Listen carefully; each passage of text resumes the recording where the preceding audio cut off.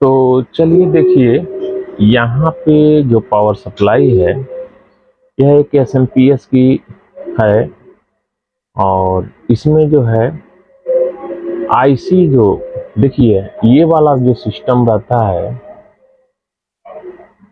इस जगह पे 320 वोल्ट यानी 300 वोल्ट से 320 वोल्ट डीसी आपका बनेगा यहाँ पे इस कैपेसिटर पे। यह कैपेसिटर 10 माइक्रोफैरेड भी हो सकता है, यानी ये 500 वोल्ट या 450 वोल्ट। ज़्यादातर आप लोग कई लोग सवाल करते हैं कि यहाँ पे ये जो अगर मान लेते हैं कि अगर कैपेसिटर लगा हुआ है और इसकी वैल्यू मान लेते हैं कि 10 माइक्रोफैरेड है और 450 वोल्ट है, लेकिन आपके पास यह नहीं है तो इसके बदले में क्या लगाएंगे। देखिए अगर यहाँ पे 22 माइक्रोफैरेड और 450 की बजाय 500 वोल्ट है तो आप लगा सकते हैं। बस इतना आप याद रखिए, वोल्टेज कम ना हो, यानी 450 से नीचे का वोल्टेज नहीं होना चाहिए, ऊपर का रहेगा तो चलेगा। और ये माइक्रोफैरेड 10 पॉइंट अप और डाउन भी रहेगा तो भी चल जाता है। जितनी छोटी सप्लाई होती है उतना छोटा ये कैपेसिटर लगता है। 4.7 450 वोल्ट भी लगता है और 10 माइक्रोफैरेड भी लगता है, 82 माइक्रोफैरेड भी लगता है। 100 माइक्रोफैरेड कब लगेगा? जब डीसी मोटर या बड़ी सप्लाई होती है तो उस समय बड़ा कैपेसिटर लगता है। तो सबसे पहले तो जो मान का रहे, अगर खराब होता है तो वही मान लगाइए, और यदि वो मान नहीं है तो आप 10 माइक्रोफैरेड अगर है तो आप 15 का मिले तो भी आप डाल सकते हैं, 22 का मिले तो भी लगा सकते हैं, ये यहाँ पे काम चल जाएगा। वैसे ही इस कैपेसिटर का रहता है। अगर मान लेते हैं कि 470 माइक्रोफैरेड यहाँ पे लगा हुआ है, ठीक है, 470 युग का, तो यहाँ पे 100 भी आप लगा सकते हैं। अगर नहीं है तो यानी 100 बोले तो 1000 माइक्रोफैरेड लगा सकते हैं। याद रखिएगा, अगर यहाँ पे सप्लाई ये जो वोल्टेज है इसका ये 470 25 वोल्ट लगा था तो अब 425 ही लगाना है आपको, इससे नीचे नहीं आना है। इससे ऊपर जा सकते हैं 35 हो, आप 35 लगा दीजिए चलेगा, लेकिन साइज बड़ी हो जाती है तो वहाँ पे दिक्कत होगी। लेकिन एक बार आप बड़ा लगा सकते हैं। वोल्टेज हमेशा अधिक वोल्टेज का रहे तो आप लगा सकते हैं, कम वोल्टेज मत आइएगा। अगर ये एक्चुअल लगा हुआ है तो आप इसको लगा सकते हैं, इससे कम ना हो, इससे कम ना हो, कम होगा तो दिक्कत होगी। वैसे ही यहाँ भी कैपेसिटर जो है यहाँ भी वही होगा, तो ये बात हमेशा याद रखिए। चलिए मेन पॉइंट पे आते हैं।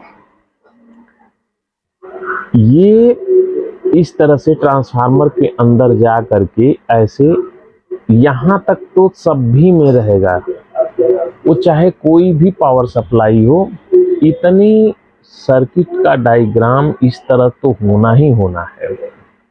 यहाँ पे सेकेंडरी जो बाइंडिंग होती है एक और लगती है, वो सिर्फ इसको वीसीसी देने के लिए होती है, जो यहाँ पे आईसी लगी होती है, ठीक है। सेकेंडरी में जो वोल्टेज बनता है उसका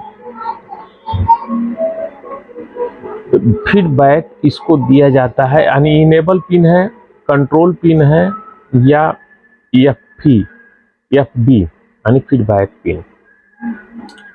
इस आईसी में देख रहे हैं कि नेगेटिव से कंट्रोल होने वाली आईसी होती है, यानी आप इसे अगर जो डायरेक्ट ऐसे ग्राउंड कर देते हैं ना तो ये सप्लाई नहीं बनाएगी, यानी स्टार्ट होते ही वो उतने पे ही रुक जाएगी, स्विचिंग करना बंद कर देगी।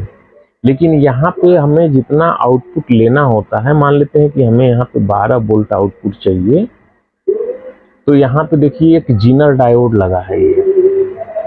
अगर ये 12 वोल्ट का हम यहाँ पे जीनर लगाएंगे तो 12 वोल्ट के बाद यानी जब ये स्विचिंग बढ़ाएगी, पिछली वीडियो में आपको बताया था कि 0 से 25 तक ये अगर फ्लक्चुएट करती हुई जाएगी तो अगर जहाँ पे फीडबैक मिलेगा वहीं पे स्टॉप हो जाती है और वहीं पे वो बनाए रखती है, उतने पे ही स्विचिंग करती रहती है। यहाँ पे अगर 12 वोल्ट का जीनर आप लगाएंगे तो जैसे ही 12 वोल्ट से ऊपर की जो सप्लाई होगी वो सब बैक आ जाती है, यानी रिवर्स में आ जाती है और एक कैपलर ऑन हो जाता है। तो अगर ये 12 वोल्ट का जीनर लगाएंगे तो यहाँ पे 13 वोल्ट सप्लाई बनेगी, क्योंकि 7.7 वोल्ट ये ड्रॉप करा लेता है, अपने अंदर ले लेगा।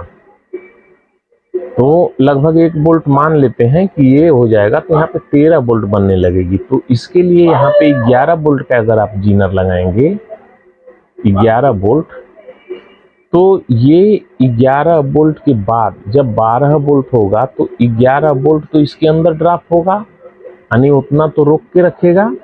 1 वोल्ट ओवर होगा, वही वोल्टेज इधर आ जाएगा और ये सप्लाई को फिर उतने पे ही स्टेबल कर देगी। अगर ये फीडबैक नहीं मिलेगा तो ये सप्लाई जंप करती रहेगी, यानी 0 वोल्ट से लेकर 25 वोल्ट तक जंप करती रहेगी। तो ये लक्षण होते हैं, आप समझ जाएंगे। दूसरा चीज क्या होता है कि कभी कभी ये सप्लाई ड्रॉप होती है या ओवर हो जाती है, ओवर या शॉर्ट हो गई, कहीं आगे जाकर के सर्किट शॉर्ट है, तो भी ये तो सही है सेक्शन, तो ये बार बार रीसेट होता रहेगा और उस कंडीशन में सप्लाई जंप करेगी, लेकिन उतना नहीं जाएगी, ये 8 तक ही जा पाएगी, 8 तक जाएगी, 0 से 8 तक जाएगी, फिर ड्रॉप हो जाएगी ओवर की कंडीशन में। और ओपन की कंडीशन में 25 वोल्ट तक जाती है। तो ये हमेशा याद रखिएगा। अब यहाँ पे जो भी सिस्टम बनता है वो सिस्टम सिर्फ स्विचिंग कराने के लिए होता है। तो यहाँ पे ये आईसी निगेटिव से कंट्रोल होगी, लेकिन अगर यहीं पे दूसरी आईसी लग जाती है तो वो पॉजिटिव से कंट्रोल होगी। तो ये थोड़ा सा इधर का डायग्राम बदल जाएगा, लेकिन फीडबैक ऐसे ही रहेगा। तो यहाँ पे मैं दूसरी एक आईसी लगा देता हूँ, ये देखिए। अब मैं इसको यहाँ पे लगा देता हूँ। तो इसके लिए क्या है कि सेकेंडरी यहाँ पे टॉप आईसी है, ठीक है। तो देखिए यहाँ पे अब मान लेते हैं कि ये सेकेंडरी यहाँ पे बना दिया गया है अलग से। अब ये वोल्टेज इसमें बनेगा, इसके लिए फीडबैक के लिए। एक कैपेसिटर का मान बहुत छोटा रहता है, यहाँ पे जब सप्लाई ये कैपेसिटर चार्ज होगा तो उतने पे तो रोक देगी। ये वाली भी सप्लाई देखिए, इसमें जो बनेगा वही इसमें बनेगा, वही इसमें बनेगा। मुख्य बाइंडिंग ये हो गई। तो इसको कंट्रोल कराने के लिए इसमें से ही फीडबैक दिया गया है। अब यहाँ पे ये आईसी जो है ना पॉजिटिव से कंट्रोल होती है। तो यहाँ पे देखिए 4 नंबर ये जो पिन है, 4 नंबर, और ये 3, ये 1 हुई, ये 2 हुई। तो कैपलर के पिन नंबर 4 पे यही सप्लाई प्लस दे दी जाती है और एक रेजिस्टेंस से इसको करंट को लिमिट कराते हैं। वही वोल्टेज 3 नंबर से फिर आउट होकर के इस तरह से आ करके यही वोल्टेज, जब यहाँ पे वोल्टेज बनेगा सेम ये कंडक्ट करेगा और ये कंट्रोल कर देगा।